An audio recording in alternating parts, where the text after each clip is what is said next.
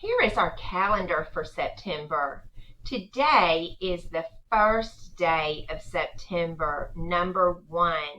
Because today is Tuesday, I put my number 1 under Tuesday. When we do our calendar, we are going to use green circles for all the days that we come to school and yellow circles for all the days that we do not come to school. Well, come or online.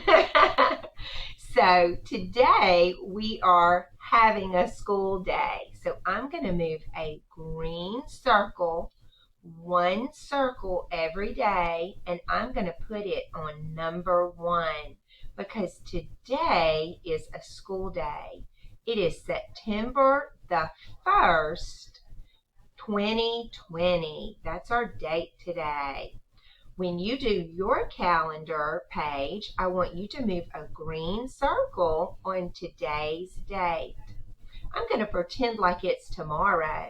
Tomorrow is going to be a school day, so I would put a green circle tomorrow. Every day you're just going to put a green circle if we came to school and a yellow circle for the days we didn't come to school. I'm going to help you with that when I work on our calendar in our math videos.